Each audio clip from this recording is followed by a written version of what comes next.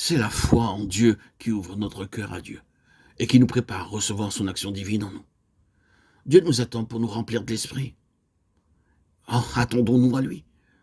Lire, méditer, désirer, prier, se consacrer à Dieu et chercher à saisir que selon sa promesse, l'Esprit habite en nous. Tout cela est bon à son heure et à sa place. Mais ce n'est pas là ce qui obtient la grâce promise.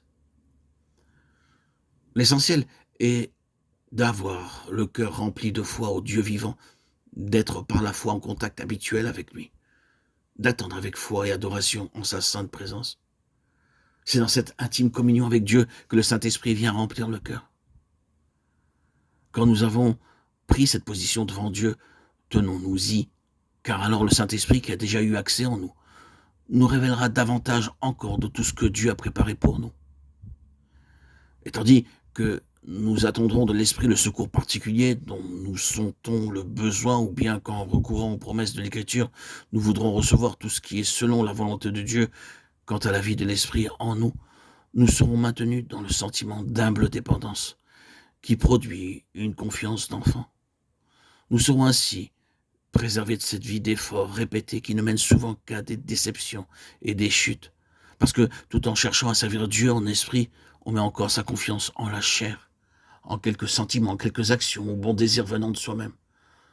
Soit que nous lisions la parole ou que nous invoquions Dieu, soit que nous méditions et adorions en silence ou en public, soit que nous travaillions à son service ou à nos occupations quotidiennes, tout sera dominé par l'assurance que notre Père Céleste donne le Saint-Esprit à ceux qui le lui demandent, que toujours il l'a donné, qu'il le donnera encore à ceux qui veulent le recevoir.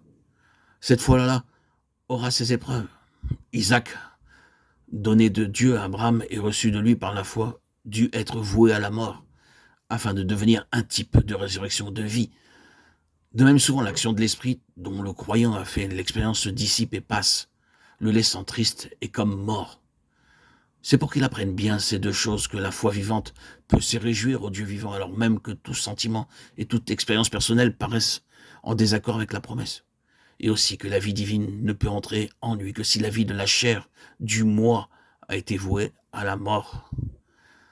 La vie de Christ ne se révèle à nous qu'autant que sa mort agit en nous, qu'autant que, reconnaissant notre faiblesse et notre incapacité, nous regardons à lui seul.